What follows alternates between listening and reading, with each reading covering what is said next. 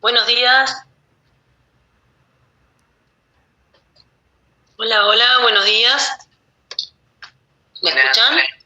Sí, Bien. se escucha. Bien.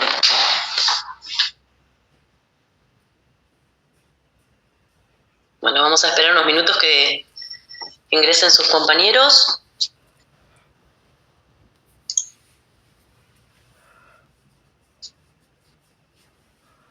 No puedo usar cámara, así que, bueno, pero ya me conocen, nos vimos la clase pasada, así que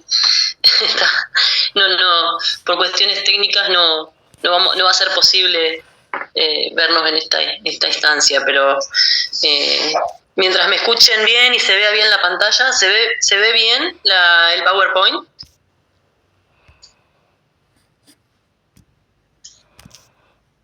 Vamos.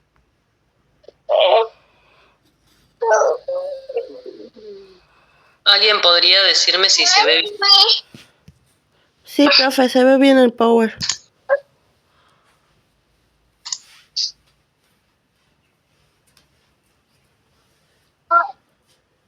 Chicos, la clase no se graba, ¿sí? O sea, háganse la idea que es una clase como teórica común. Voy a pedir por favor si pueden apagar sus micrófonos para lograr que me escuchen todos bien.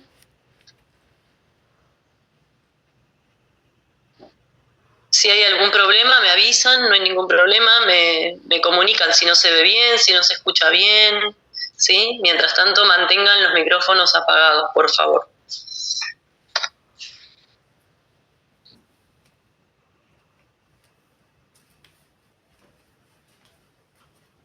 Bueno, creo que no va a ingresar nadie más por ahora, ya han ingresado todos. Bueno, la clase de hoy la vamos a hacer bajo modalidad virtual por cuestiones que ya conocen. Vamos a ver si la semana que viene retomamos la presencialidad. La verdad que en mi caso prefiero la presencialidad, no sé ustedes. Me resulta mucho mejor, pero bueno, dada la situación, decidimos el equipo de cátedra que esta semana íbamos a dar la clase de manera virtual. Esta semana lo que vamos a ver entre el lunes... Hola. ¿Cómo? No se te escucha bien. ¿Me podés repetir la pregunta?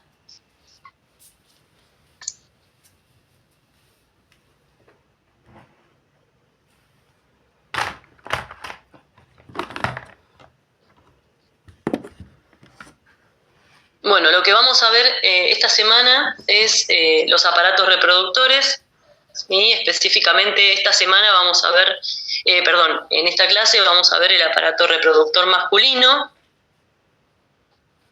y la clase que viene específicamente el aparato reproductor femenino.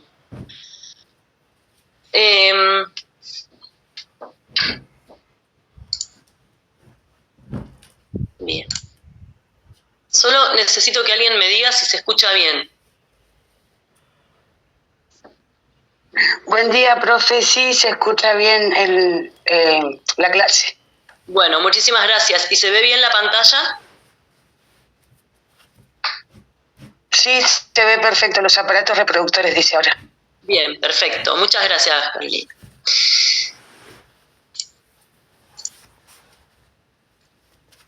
Bien, entonces en esta clase en especial vamos a ver el aparato reproductor masculino y la clase que viene el jueves van a ver el aparato reproductor femenino con la profe Vale. Después la semana que viene vamos a tener una clase de repaso donde vamos a poder revisar los temas, tanto los vistos conmigo como con la profe Vale, ya que nos vamos acercando al parcial. Bueno, conmigo estuvimos viendo, no sé si recuerdan, espero que hayan estado leyendo un poquito, el medio interno, ¿sí? El equilibrio del medio interno. y hoy entonces el aparato reproductor masculino. Y con la profe Vale el femenino, o sea que esos 3 temas se van a revisar, vamos a hacer una clase de repaso la semana que viene antes del parcial. Bien, respecto a los aparatos reproductores podemos hablar un poco en general, diciendo que tanto los órganos reproductores masculinos como femeninos, ¿sí?, van a trabajar juntos, ¿sí?, van a colaborar juntos para poder producir la descendencia, ¿sí?, su principal función.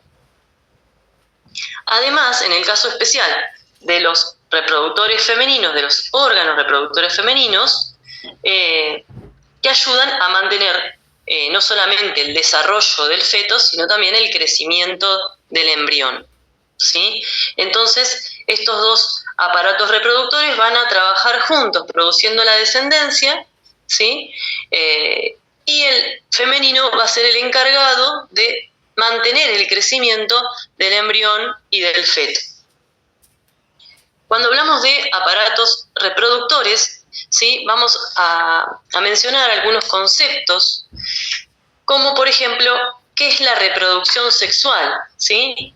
La reproducción sexual se la puede definir como un proceso en el que los organismos producen descendencia, ¿sí? ¿De qué manera? A través de células que se conocen con el nombre de gametos, ¿sí? Son células que se forman dentro del hombre, dentro de la mujer, dentro de los aparatos reproductores, que van a tener un solo juego de cromosomas, son haploides, ¿sí?, haciendo un poquito de memoria de lo que es genética.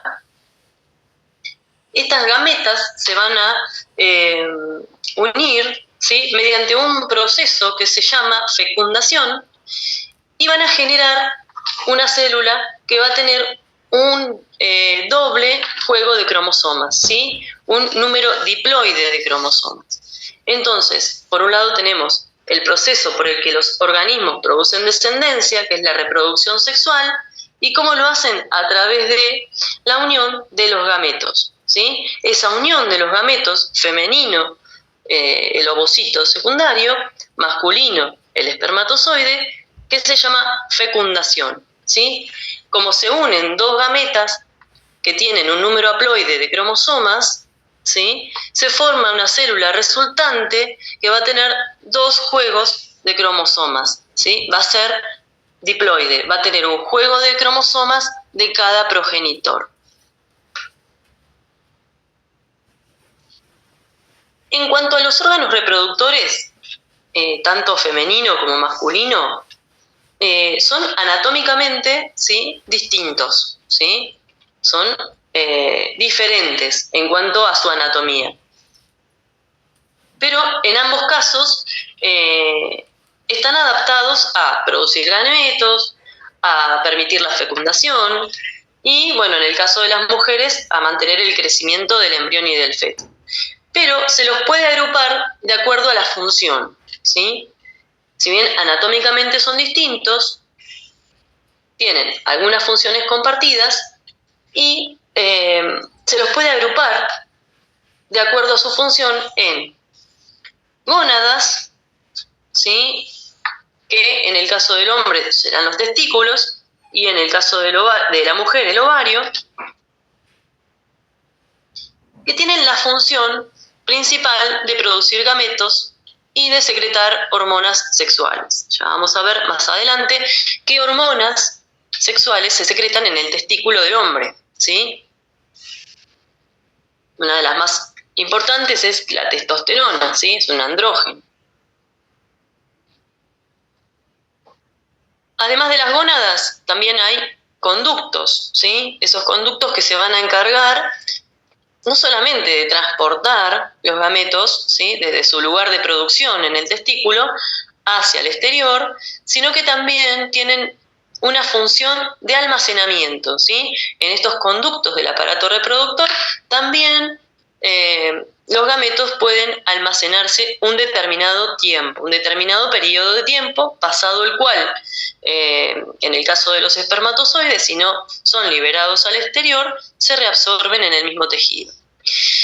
Y después están las glándulas anexas, perdón, las glándulas sexuales accesorias que van a producir sustancias de diferentes características de acuerdo al tipo de glándula que se trate. Esas características pueden estar relacionadas con el pH, ¿sí? Diferentes pHs, diferentes composiciones, que van a, por un lado, proteger a los gametos y por otro lado, facilitar ese movimiento, esa conducción a través del aparato reproductor masculino o femenino. Y en el caso del hombre hay también estructuras de sostén variadas, entre ellas el escroto, ¿sí? Que es un tejido, una bolsa que recubre o sostiene a los testículos. Yendo a lo que es el aparato reproductor masculino propiamente dicho,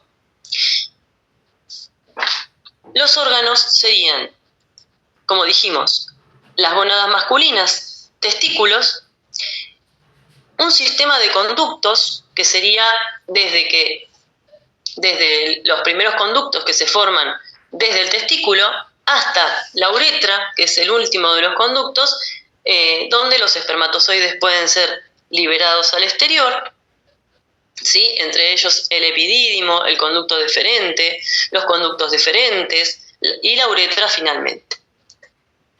Y las glándulas sexuales accesorias, las más importantes son 3 en el aparato reproductor masculino, que son las vesículas seminales, la próstata y las glándulas bulbouretrales.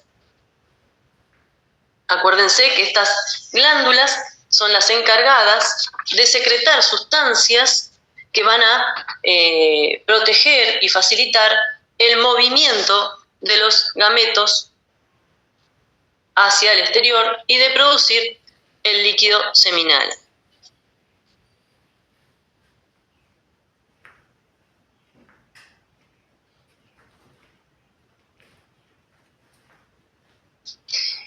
Bueno, como dijimos, las gónadas en el aparato reproductor masculino son los testículos, ¿sí? Los testículos son glándulas pares, ¿sí? Son glándulas pares, ovales, que se ubican dentro de este tejido que les nombraba, que es el escroto, y se van a desarrollar cerca de los riñones, ¿sí? En la porción posterior del abdomen, pero van a comenzar a descender al escroto durante la segunda mitad del 7º mes del desarrollo fetal, ¿sí? O sea, recién en el 7º mes de desarrollo fetal, los testículos descienden hacia la bolsa escrotal. Hay varias capas de tejido conectivo por dentro de esta bolsa que sostiene a los testículos, que son diferentes túnicas, ¿sí? Dentro de ellas, la más interna es la túnica albuginea, ¿sí?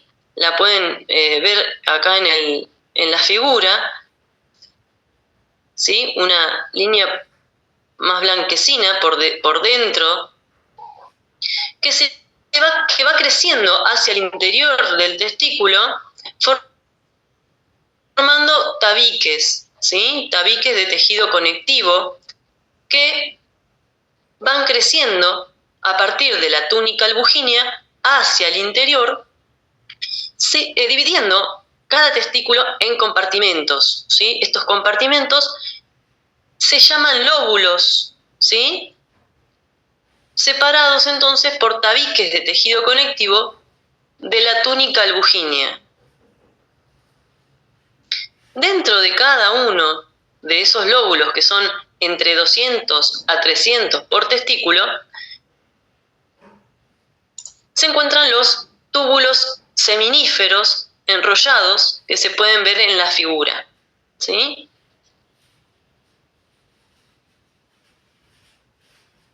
La principal función, ¿sí?, de los túbulos seminíferos es la de constituir el sitio donde se producen los espermatozoides, ¿sí? Ese proceso mediante el cual se producen los espermatozoides ocurre a nivel de los túbulos seminíferos de los lóbulos del testículo. Ese proceso se llama espermatogénesis.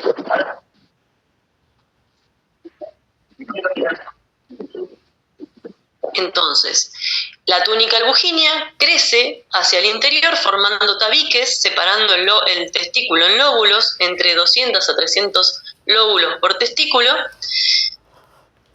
y dentro de cada uno de los lóbulos hay entre 1 y 3 túbulos seminíferos donde se producen los espermatozoides, por el proceso conocido como espermatogénesis. Dentro de los túbulos seminíferos hay dos tipos de células, ¿sí? Como dice en la diapositiva, hay dos tipos de células. Por un lado, las espermatogénicas, que son diferentes estadios y diferentes niveles de maduración que cumplen las células a lo largo del proceso de espermatogénesis, que se van a ubicar desde la membrana basal hasta la luz del túbulo, ¿sí? Dentro o sea, más cerca de la membrana basal vamos a tener células menos diferenciadas, y más cerca de la luz, las células van a ir avanzando en su grado de maduración hasta llegar a los espermatozoides, que se liberan en la luz del túbulo seminífero. Después vamos a ver una figura y se van a dar más cuenta de lo que estoy hablando. Pero lo importante acá es que hay dos tipos de células dentro del túbulo seminífero: las espermatogénicas, en distintos estadios de desarrollo, y células de Sertoli, ¿sí? Que son células que son grandes y tienen diversas funciones, sobre todo durante la espermatogénesis. Son también llamadas como, o conocidas como células sustentaculares, ¿sí? Las células de Sertoli son también conocidas como células sustentaculares.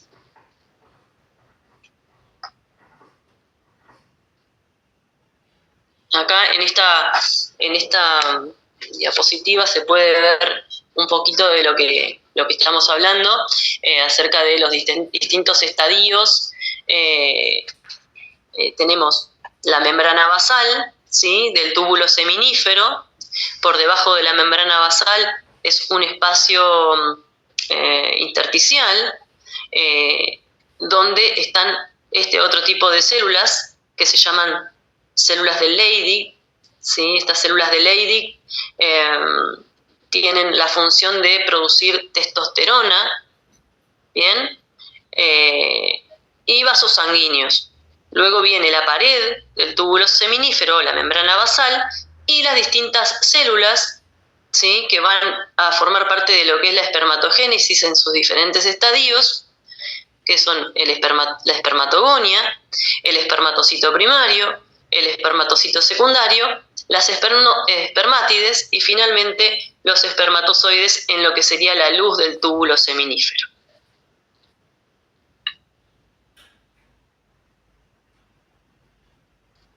Bueno, entonces tenemos en los testículos tres tipos de células que vamos a recordar. Por un lado, las que se encuentran dentro del túbulo seminífero, que están relacionadas con la espermatogénesis, que son las células espermatogénicas, en los distintos estadios de desarrollo que vimos recién, y las células de Sertoli, que tienen diferentes funciones, que es, bueno, en la figura, a ver, vamos a volver a la figura, a ver si ven, son células grandes que están entre las células espermatogénicas, ¿sí? Son células que apoyan en la membrana basal, o sea, se extienden en la membrana basal del túbulo seminífero y llegan hasta la luz del túbulo, ¿sí? Atraviesan toda la pared del túbulo seminífero, las células de Sertoli, ¿sí? Están indicadas ahí en la figura. Fíjense que abarcan toda la extensión de la pared, a diferencia de las espermatogénicas que solamente apoyan en la membrana basal, las menos diferenciadas, que son las espermatogonias.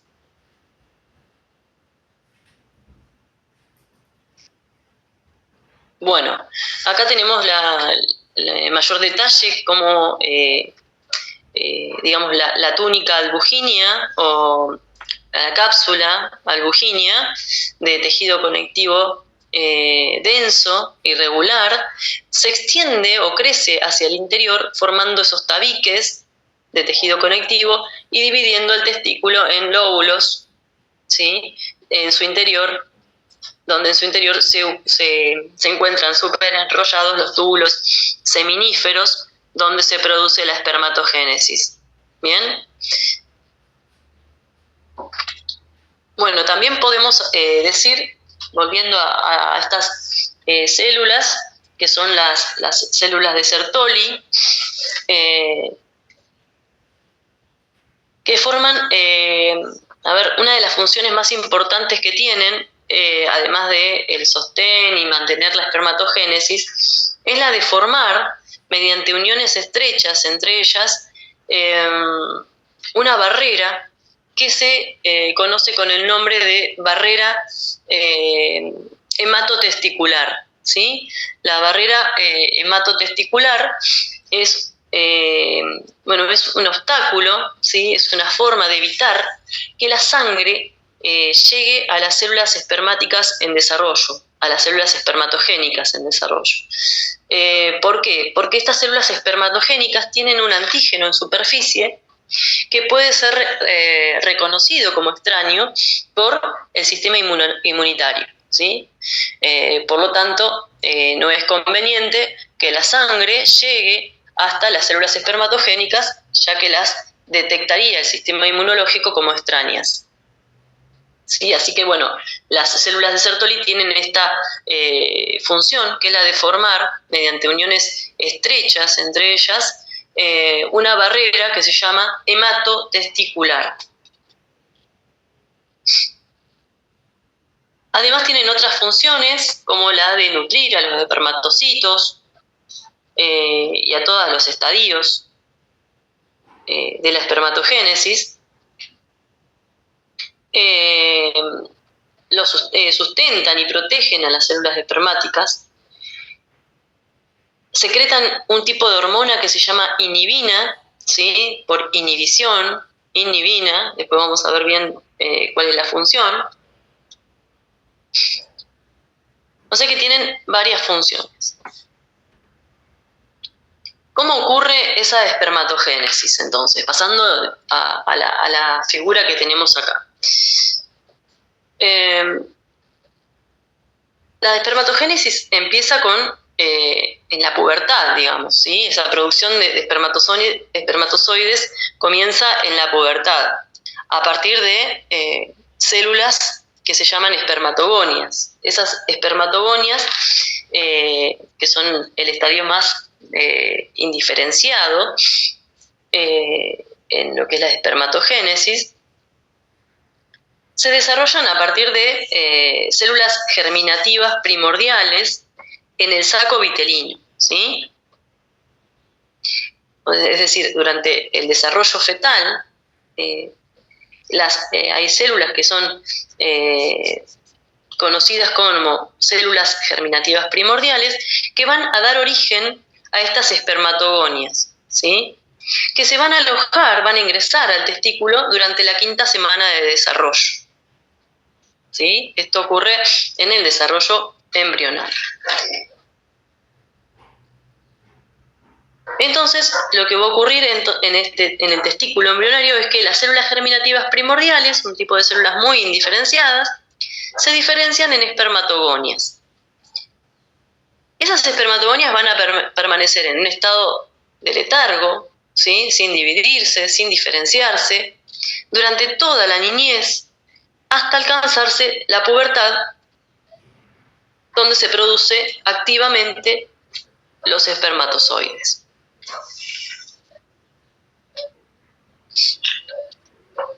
Durante la espermatogénesis, fíjense que a lo largo de la pared del tubo, ¿sí? Desde la membrana basal hasta la luz del tubo, las capas celulares son cada vez más maduras, como les decía hoy. Es decir que hay distintos estadios, empezando por la espermatogonia, después seguimos por lo que es el espermatocito primario, el secundario la espermátide y de allí diferenciación a espermatozoides, ¿sí? O espermatozoos.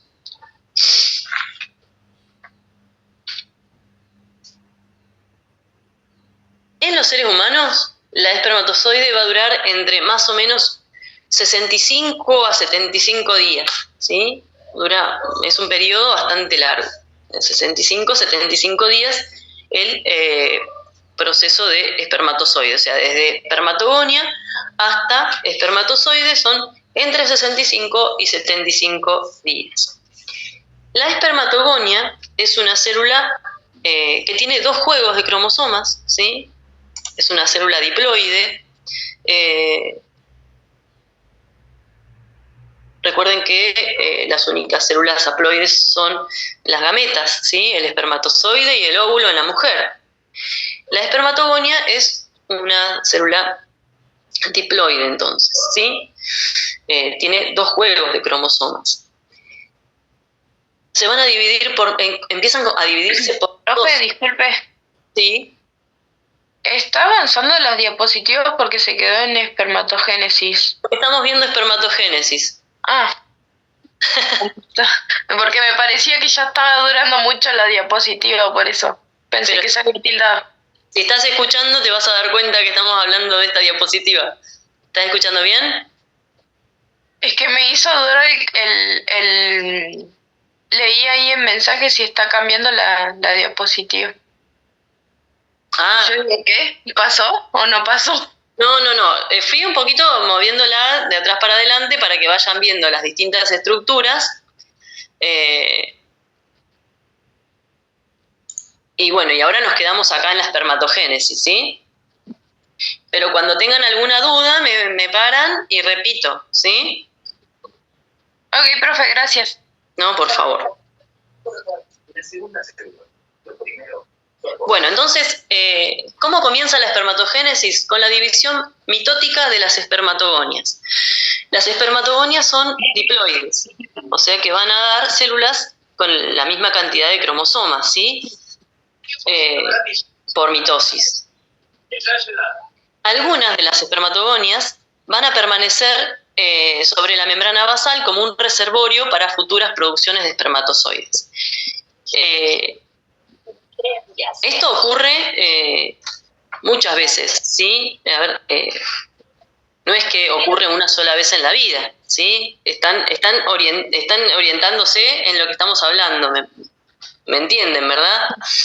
Entonces, van a haber diferentes situaciones de producción de espermatozoides a partir de la pubertad.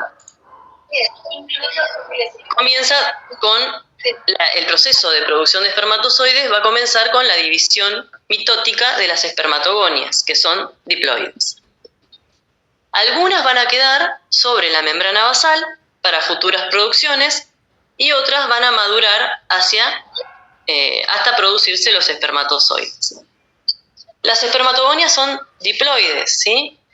Entonces, con esa división mitótica, también van a diferenciarse en espermatocitos primarios. ¿Bien?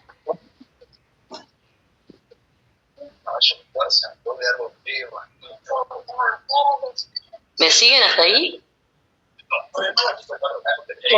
Estos espermatocitos primarios se van a dividir.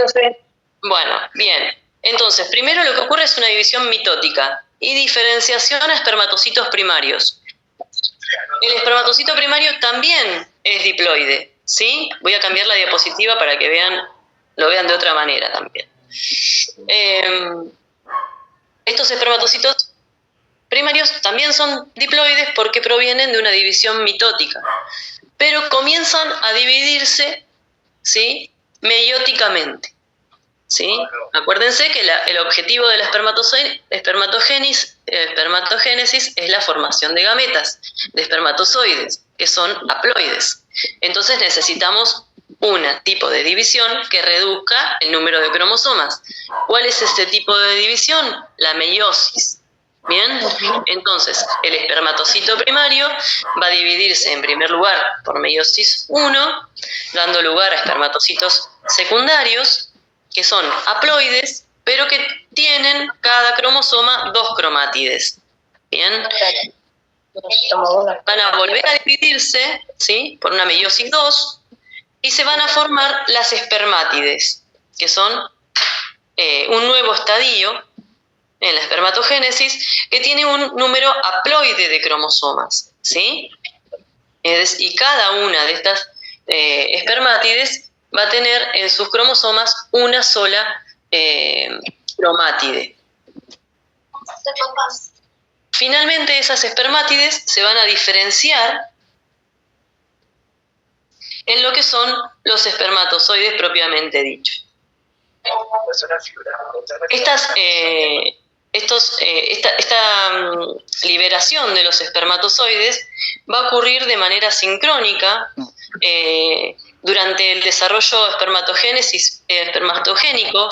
Fíjense en la figura de la derecha, las células se encuentran unidas en su citoplasma, ¿sí?, a través de su citoplasma. No se dividen completamente hasta que se diferencian en espermatozoides.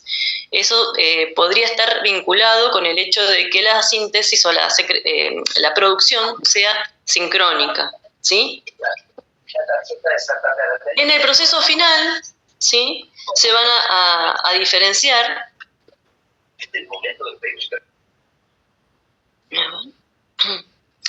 estas espermátides, que son haploides ya, en espermatozoides. Es una fase final donde no hay división celular, ¿sí? Ese proceso de diferenciación se llama espermogénesis, como dice en el título de la diapositiva.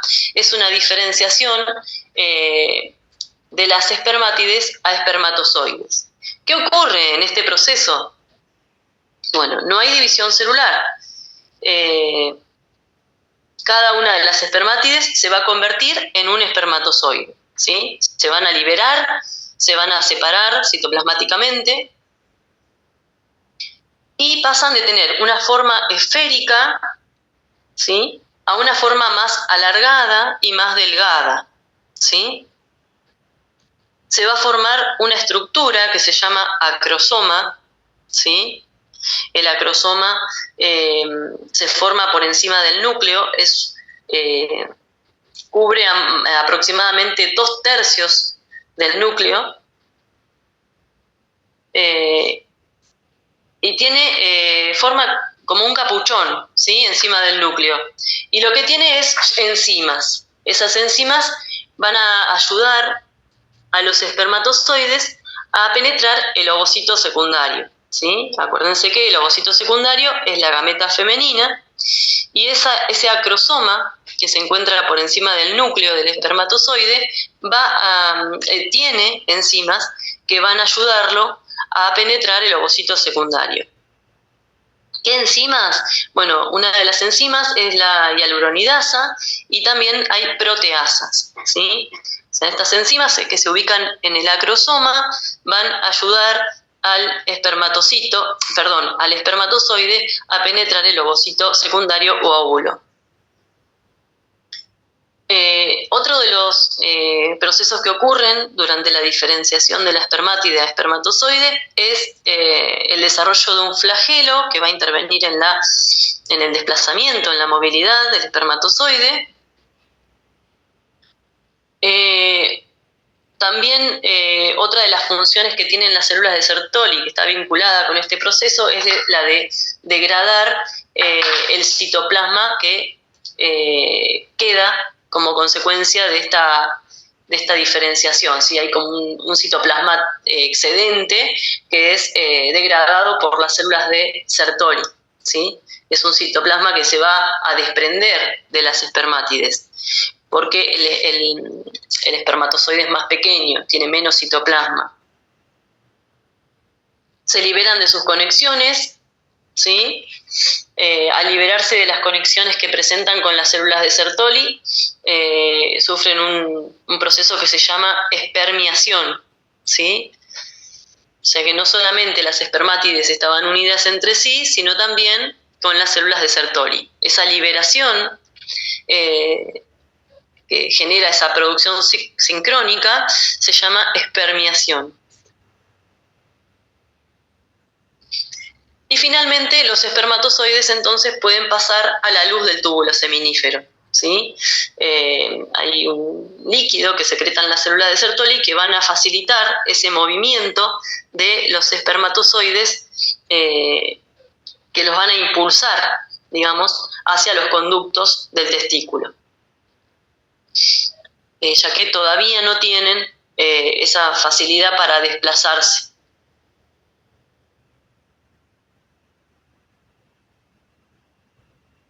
Bueno, fíjense, ¿sí? Un poco lo que veníamos diciendo, cómo se forman las gametas, cómo se forman los espermatozoides durante la espermatogénesis, haciendo un paralelismo con la ovogénesis, pero no vamos a entrar en la ovogénesis, eso lo van a ver más adelante, pero me interesa que vean en la espermatogénesis cómo va cambiando de una célula diploide, con un número de cromosomas diploide, un doble juego de cromosomas, que es la espermatogonia, ¿sí? Que se va a diferenciar en un espermatocito primario, ¿sí? Que también va a ser diploide, con 44 cromosomas.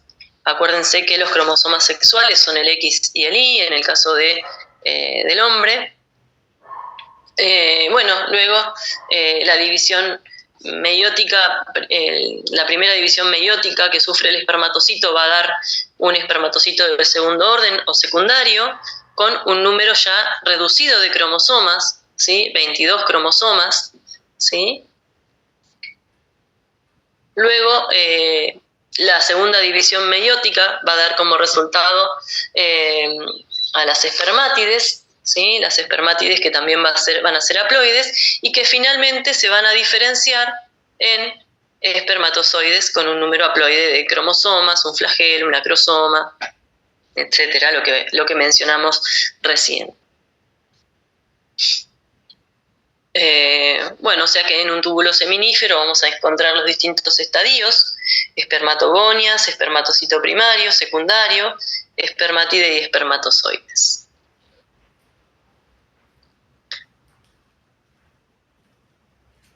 Bueno,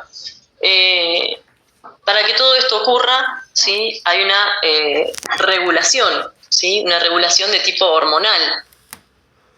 Bien, dijimos que las células de Leydig producen testosterona. Bueno, así como las células de Leydig producen testosterona, también hay otras glándulas, ¿sí? Que van a participar, y las células de Sertoli que también producen un tipo de secreción y una proteína, ¿sí? Una proteína ligadora de andrógenos. Cuando llega la pubertad, a nivel del hipotálamo, ¿sí? A nivel del hipotálamo, se produce un aumento en la secreción de la hormona liberadora de gonadotrofinas, ¿sí? La GnRH. Cuando llega la pubertad, entonces se produce un aumento de la secreción de la hormona liberadora de gonadotrofinas. Esta hormona lo que va a hacer es estimular la secreción de las células gonadotróficas ubicadas en la adenohipófisis, ¿sí? O sea, las células neurosecretoras entonces hipotalámicas producen la hormona liberadora de gonadotrofinas que estimulan a las células de la adenohipófisis para secretar dos gonadotrofinas, ¿sí? Adenohipófisis, pituitaria anterior, ¿sí? No, lóbulo anterior de la hipófisis. ¿Cuáles son las gonadotrofinas que se van a producir en la adenohipófisis?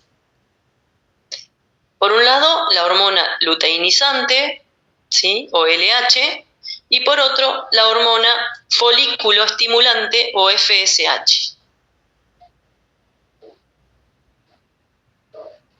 ¿Cuáles son las funciones que van a cumplir estas dos hormonas?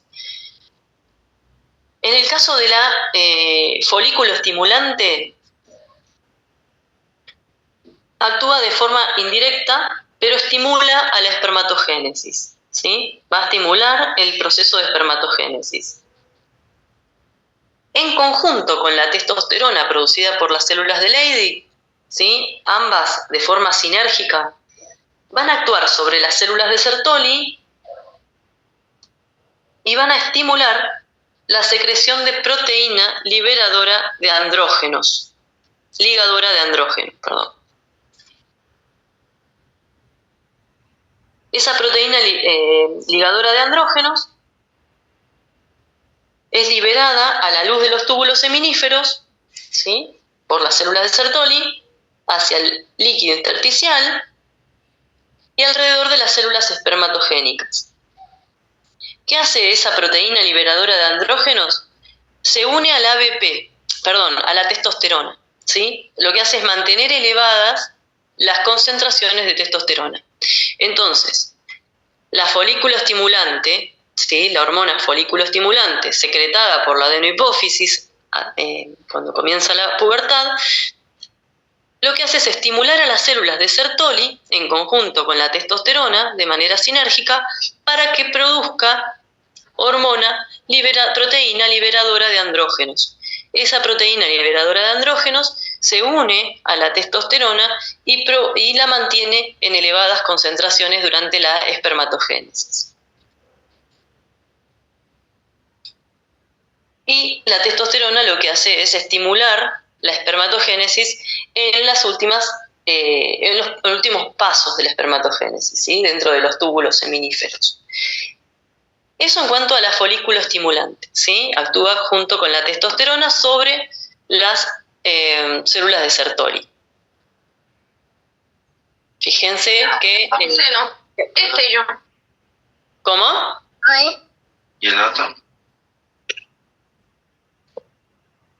¿Perdón? ¿Me quieren preguntar algo? No, disculpe, profe, que estoy con mi nene encima y estoy tocando el teclado. Bueno, tranquilo. No pasa nada. Y por otro lado tenemos la luteinizante, ¿sí? Vimos que hay dos hormonas que son secretadas por la adenohipófisis, que van a regular la espermatogénesis, que son la folículo estimulante y la luteinizante. En el caso de la luteinizante, la principal función es la estimulación sobre las células de Leydig para que secreten testosterona, ¿sí? La testosterona es una hormona que se conoce como andrógeno, que se sintetiza a partir de colesterol. Es importante, hay una característica que es muy importante, que es liposoluble, ¿sí? Entonces puede difundir fácilmente afuera de la célula, a través de la membrana, ¿bien? Y pasar rápidamente al líquido intersticial y a la sangre. Cuando la testosterona alcanza niveles elevados, ¿sí?, ocurre un proceso de retroalimentación negativa. Lo que ocurre es que la testosterona en niveles más elevados de los normales inhibe a las células hipotalámicas, ¿sí?, a las células neurosecretoras hipotalámicas, y dejan de producir la hormona liberadora de gonadotrofinas, ¿sí?, la GnRH. Y a su vez inhibe la secreción de gonadotrofinas por la adenohipófisis, ¿sí? Hay un proceso de retroalimentación negativa, regulado por la testosterona. Bien, hasta acá alguna pregunta, por favor, no duden en preguntar. Paramos, repetimos. Ustedes... Profe, ¿son 3 las hormonas que libera el hipotálamo? El hipotálamo va a liberar la hormona GnRH, ¿sí?, que es la hormona liberadora de gonadotrofinas. Esa es la hormona que secreta el hipotálamo, ¿bien? Esa hormona lo que va a hacer es actuar sobre la hipófisis, sobre el lóbulo anterior de la hipófisis, que es la adenohipófisis. Y ahí es donde se produce las otras dos, que son la FSH, o folículo estimulante, y la LH o luteinizante, Esas serían las tres, ¿sí? Después mencionamos la ABP, que es la proteína ligadora de andrógenos, que es secretada por la célula de Sertoli, estimulada por testosterona y FSH. Y mencionamos la testosterona producida por las células de Leydig, estimuladas por la LH.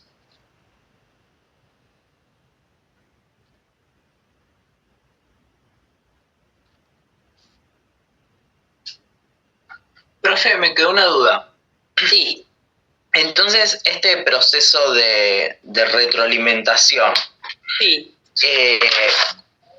dura entre 65 y 75 días, digamos, o sea, el efecto que va a tener la estimulación de las células de Leydig por la LH, que la testosterona va a encontrar su receptor final en las células espermatogénicas, ese proceso más, o sea, la duración de la testosterona en las células espermatogénicas va a ser el que va a durar 65-75 días. Claro, aproximadamente, sí, es aproximado. O sea, la testosterona va a estimular la espermatogénesis, sí, sus niveles van a ser más elevados durante el proceso. Exacto. Perfecto. Cuando se alcance un nivel de espermatogénesis que es óptimo, entonces la testosterona inhibe al hipotálamo para que deje de producir la hormona liberadora de gonadotrofinas. Perfecto. Bien. Gracias. No, por favor.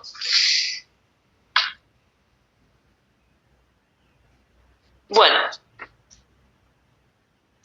Continuamos. Otros efectos que produce la testosterona, ¿sí? Una vez que la testosterona se une a su receptor específico, a su receptor androgénico, ¿sí? Ese receptor que se encuentra en el núcleo de las células diana, ¿sí? Ese complejo que se forma entre la hormona y el receptor provoca o regula la expresión de determinados genes e inhibe la expresión de otros.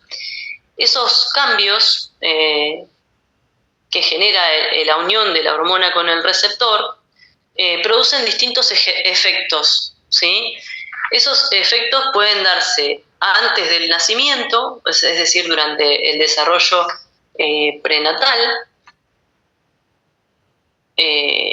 donde la testosterona lo que hace es estimular el desarrollo de los conductos del aparato reproductor y también estimular el desarrollo, el descenso de los testículos, ¿bien? O sea que esto ocurre antes del nacimiento, donde la testosterona o en general los andrógenos van a unirse al receptor en el núcleo de las células diana y van a estimular el desarrollo de los conductos del aparato reproductor y el descenso de los testículos. Luego, en la pubertad, intervienen en el desarrollo de los caracteres sexuales masculinos. Acá entra en juego otra hormona, que es la dihidrotestosterona. Junto con la testosterona, en la pubertad son las responsables del desarrollo de los órganos sexuales masculinos y también del desarrollo de los caracteres sexuales secundarios masculinos. ¿Qué son los caracteres sexuales masculinos?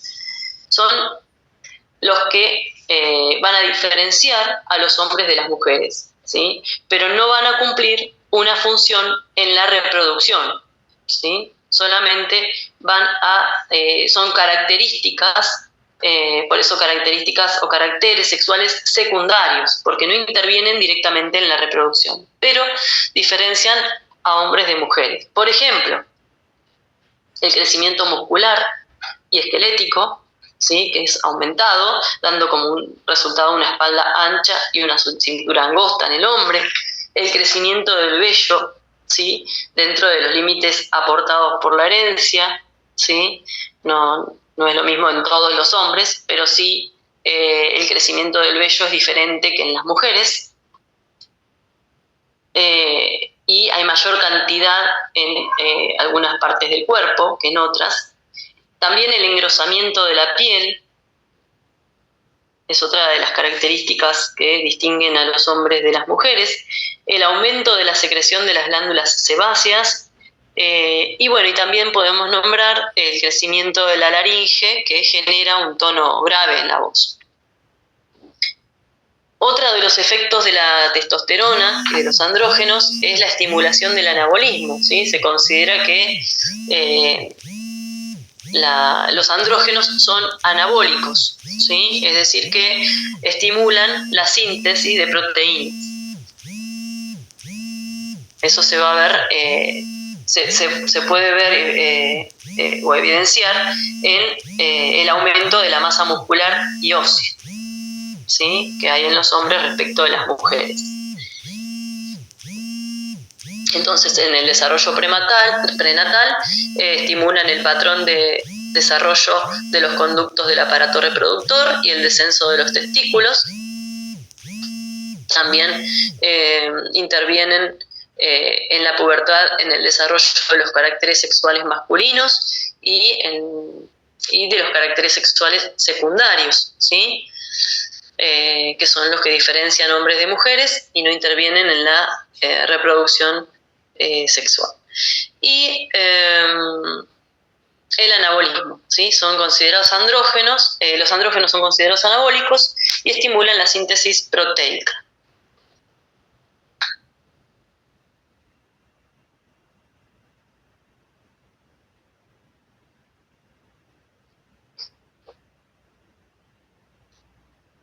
Bueno, siguiendo con lo que es la parte anatómica, digamos, una vez que, bueno, ya hablamos de lo que son los túbulos seminíferos bastante, ¿sí?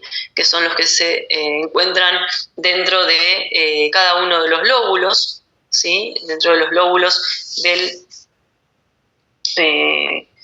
testículo, de cada uno de los testículos, dijimos que hay túbulos seminíferos, ¿sí? De 1 a 3 túbulos seminíferos dentro de cada lóbulo. Bien, acuérdense que hay muchos lóbulos, entre 200 y 300 lóbulos dentro de cada testículo, y hay de 1 a 3 túbulos seminíferos por lóbulo, ¿sí? Túbulos seminíferos que están enrollados dentro de cada lóbulo y que lo tenemos que imaginar como un conducto, ¿sí? Donde hay una luz, una membrana basal, una pared en la cual se van a formar las células espermatogénicas y finalmente los espermatozoides, que son liberados del túbulo seminífero en conjunto con líquido producido por las células de Sertoli, que van a impulsar o facilitar esa liberación de los espermatozoides hacia el resto de los conductos o túbulos dentro del mismo testículo. Una vez que los túbulos seminíferos entonces impulsan los espermatozoides, estos son conducidos hacia unos túbulos cortos llamados túbulos rectos, ¿sí? Fíjense en la figura como a partir de los túbulos seminíferos enrollados dentro del lóbulo hay unos túbulos, ¿sí? Cortos y rectos, ya no están enrollados y se llaman entonces túbulos rectos, que se extienden a partir de cada túbulo seminífero. Esos túbulos rectos conducen a una red de conductos también en el testículo, ¿sí? Si siguen la figura van a ver que están esos túbulos rectos cortitos y una red que se llama rete testis, ¿sí? Es una red de conductos o red testicular, rete testis. Desde allí se van a desplazar, ¿sí? A otros conductos que son los conductos eferentes, ¿sí? Los conductos eferentes son los que llevan o desplazan los espermatozoides hacia otra estructura que se llama epidídimo, que se encuentra por encima de cada uno de los testículos. ¿Bien? Entonces tenemos túbulos seminíferos, túbulo recto, red testicular o red de testis y conductos eferentes que se dirigen hacia el epidídimo. ¿Bien?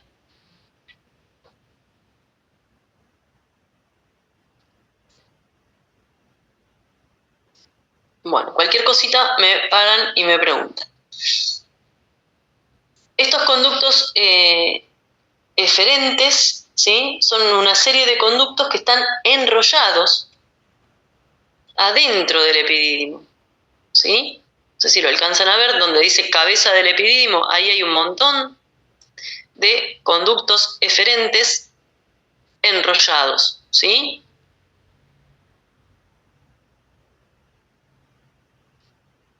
Esos son los, entonces, conductos eferentes. Por último, esos conductos eferentes se van a unificar en el conducto epididimario, ¿sí?, y salen del epidídimo en lo que es el conducto deferente más ancho. Conducto deferente sería el último conducto que se ve en la figura.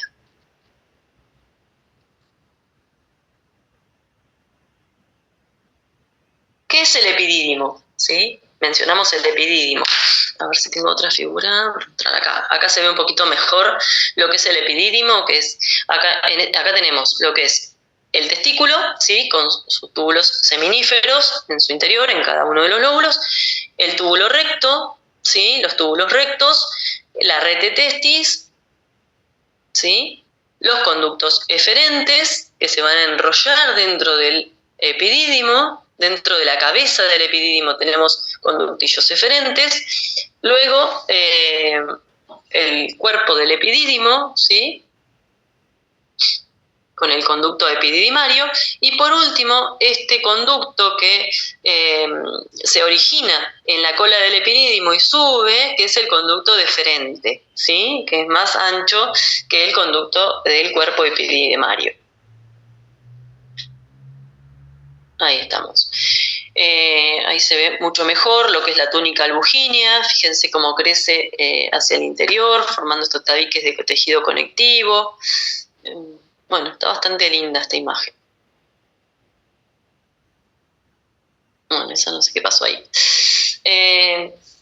A ver, ¿qué es el epidídimo entonces? Esta estructura que vemos acá en forma de coma, ¿sí? Es un órgano en forma de coma que se encuentra en el borde posterior de cada uno de los testículos, ¿sí? Es un órgano entonces, ¿sí?, que va a constar de estos conductos súper enrollados en su interior, los conductos eferentes que se unen al conducto epididimario, ¿sí?, donde es la porción más gruesa y grande, digamos, y superior, que es la cabeza, y luego un cuerpo y una cola, ¿sí? Ya se distingue una cabeza, un cuerpo y una cola. Bien, la cabeza arriba con todos esos conductillos enrollados, luego el cuerpo, que es la porción intermedia y un poco más angosta, y finalmente la cola, la porción más inferior. La cola del epidídimo es lo que les mencionaba recién, que es lo que se continúa con el conducto deferente. ¿Cuál es la función del epidídimo? El epidídimo es el sitio donde se va a producir la maduración de los espermatozoides, ¿sí? Es el lugar donde finalmente adquieren motilidad y la capacidad para poder fecundar el óvulo, el ovocito secundario.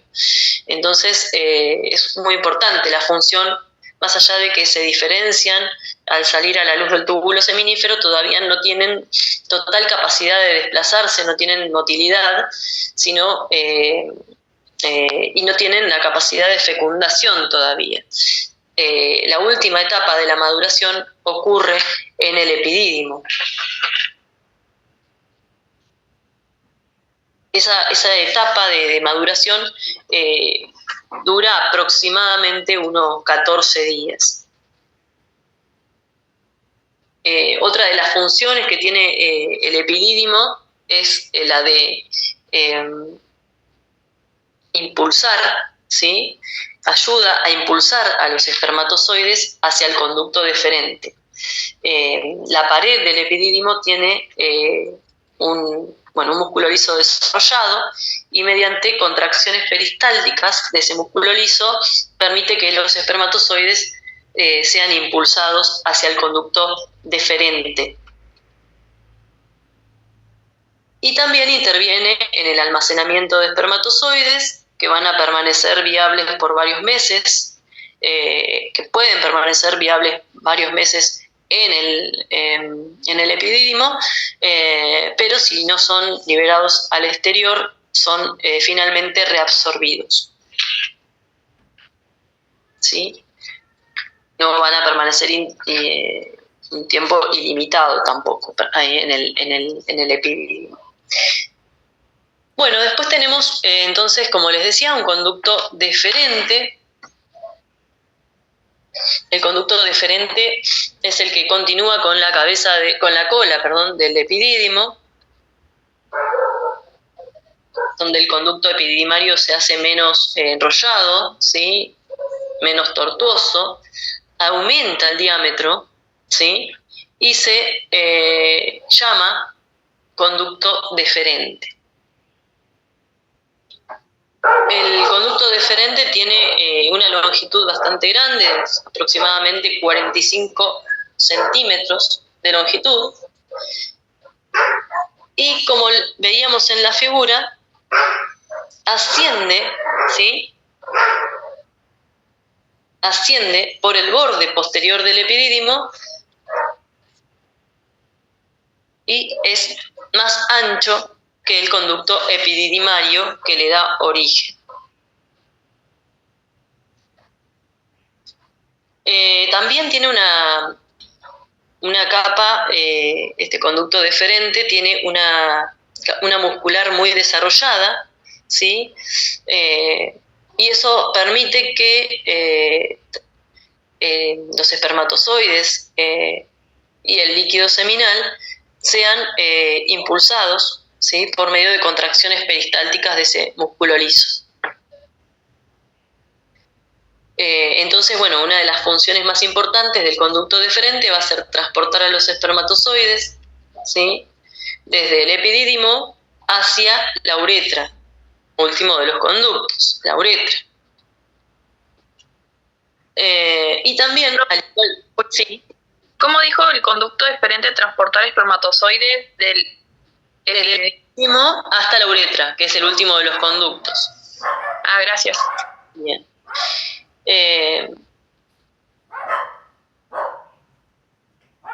Bueno, y de la misma manera que ocurre en el epidídimo, también el conducto deferente puede almacenar espermatozoides por un tiempo determinado, ¿sí? Pasado un tiempo se reabsorben. Bueno, y por último tenemos la uretra, que dijimos que es el conducto terminal, ¿sí? Y tanto para el aparato reproductor como para el aparato urinario, en el caso de los hombres, ¿sí? Es el conducto terminal para el aparato reproductor y para el aparato urinario sirve como salida del líquido seminal y de la orina, ¿sí? La uretra es compartida, es un conducto terminal de ambos aparatos reproductor y urinario. Bueno, estos conductos van a transportar espermatozoides, pero también esos espermatozoides están inmersos en un líquido que es secretado por diferentes tipos de glándulas, las glándulas sexuales accesorias que nombramos hoy al principio de la clase. Esas glándulas accesorias son tres son las vesículas seminales, la próstata y las glándulas bulbo-uretrales, ¿sí? Estas glándulas tienen la función de secretar el líquido seminal y cada una de ellas aporta con una sustancia con diferentes características, ¿sí? Ya sea en el pH como en composición. Y son entonces las vesículas seminales, la próstata y las glándulas bulbouretrales. En el caso de las vesículas seminales, son glándulas pares, ¿sí? Son estructuras, bueno, acá se nos fue la figura, ¿sí? Estructuras complejas que tienen forma de bolsa, están ubicadas en sentido posterior a la base de la vejiga urinaria y anterior al recto, ¿sí? Ahí se ve lo que es la vejiga por delante y el recto, ¿sí? Y las vesículas seminales en el medio. Entonces tienen una ubicación posterior a la base de la vejiga y anterior al recto. ¿Qué secretan? ¿Cómo es la composición de la secreción de las vesículas seminales? ¿Sí? Acuérdense que son pares. Secretan un líquido que tiene naturaleza más bien alcalina, ¿sí? Ese líquido, además de tener un pH básico, tiene una gran concentración de fructosa, una alta concentración de fructosa, que es un monosacárido, ¿sí? Es un azúcar. Tiene prostaglandinas. Ese pH alcalino lo que hace es tener una función muy importante porque ayuda a neutralizar la acidez de la uretra, ¿sí? Y también la acidez que pueda aportar el aparato reproductor femenino, ¿sí? O sea, si esa función no existiera, si ese líquido no tuviera esa composición y no sería alcalino, habría una gran acidez que terminaría por inactivar y matar a los espermatozoides. La fructosa la utilizan los espermatozoides para la producción de ATP, ¿sí? Y las prostaglandinas que están presentes en el líquido contribuyen a lo que es la motilidad y la viabilidad espermática. O sea que es una composición muy importante, ¿sí? Porque tiene un pH alcalino que neutraliza la acidez, tiene fructosa como una importante fuente de ATP, ¿sí? Porque es un azúcar, es un monosacárido, y después tiene estas otras sustancias que son las prostaglandinas, que van a intervenir en la motilidad y la viabilidad espermática. ¿Cuánto contribuyen las vesículas seminales al líquido seminal? Bueno, representan aproximadamente un 60%, ¿sí? Sus secreciones representan aproximadamente el 60% del volumen total del líquido seminal. Bueno, después tenemos la próstata, ¿sí? Que acá no tengo la figura. Ahí, tarda un poquito en aparecer.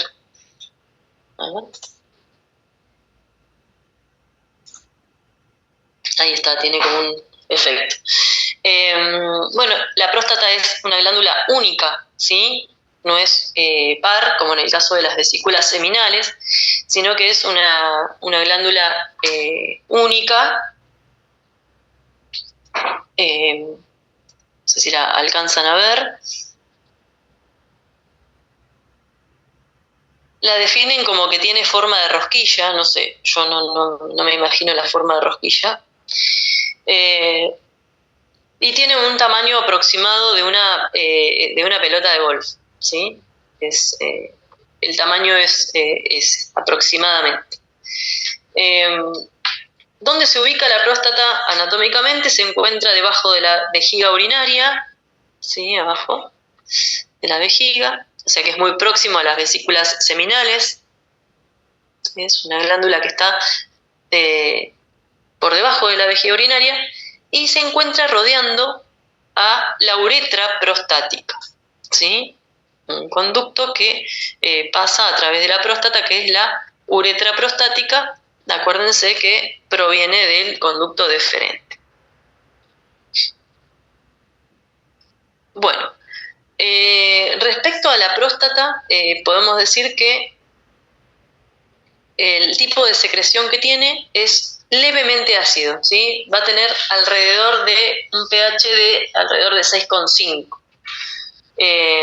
Y ese pH está debido al tipo de sustancias que contiene su secreción, ¿sí? El primer componente es el ácido cítrico, ¿sí? Que lo utilizan los espermatozoides como fuente de carbono para producir ATP, ¿sí? Mediante el ciclo de Krebs. Y además hay diferentes enzimas, ¿sí? Enzimas que son proteolíticas, como el pepsinógeno, la lisozima, la amilasa, la hialuronidasa, ¿sí? Que lo que hacen es descomponer distintos tipos de proteínas. Otra de las sustancias que componen la secreción prostática es la fosfatasa ácida. No se conoce cuál es su función. Y la seminoplasmina, que tiene una importante función antibiótica, ¿sí? Que es capaz de actuar sobre las bacterias, ¿sí? Destruyéndolas o disminuyendo su crecimiento en el líquido seminal, ¿sí? Naturalmente se da que puede ocurrir un crecimiento bacteriano. La seminoplasmina lo que hace es destruir estas bacterias e inhibir su desarrollo en el líquido seminal y también en el aparato reproductor femenino.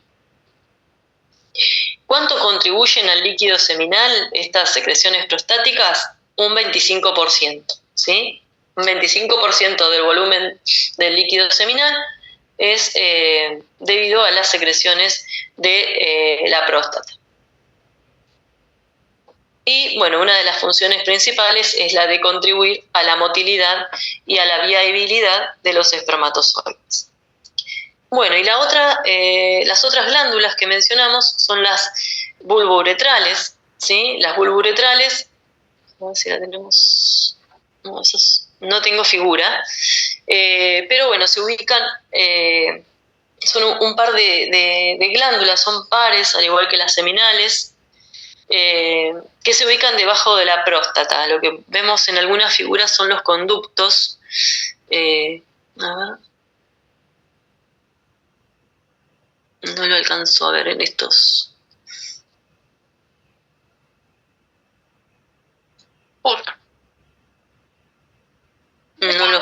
No veo, pero bueno.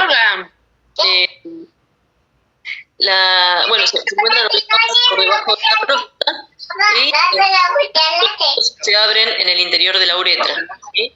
La producción o la secreción de las glándulas bulbouretrales es un líquido que es alcalino, de nuevo, como el de las vesículas seminales, un líquido que es pH básico, y lo que va a hacer es proteger a los espermatozoides porque, al igual que la secreción de las vesículas seminales, neutraliza la acidez de la orina y de la uretra. Así que bueno, eso hasta acá sería aparato reproductor masculino.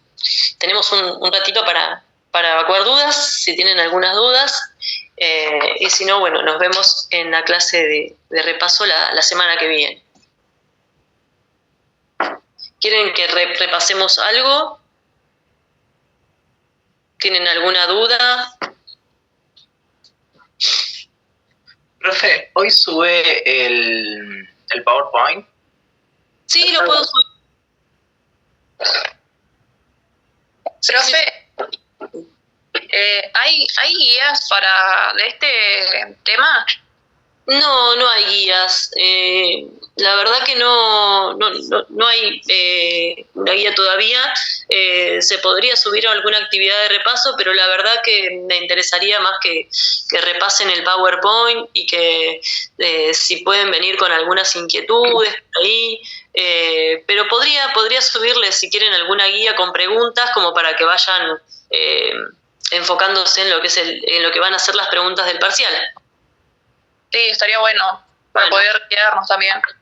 Bueno, sí, no hay ningún problema. Entonces, en el transcurso de la semana les preparo una guía de actividades, un poco para repasar medio interno y reproductor masculino. Buenísimo, profe. Le hago una consulta. Yo entré unos minutos tarde a la clase. ¿Usted ya nos dio la fecha del parcial? No, yo no les voy a dar la verdad que con todo esto de que está ocurriendo, bueno, como no sabemos bien,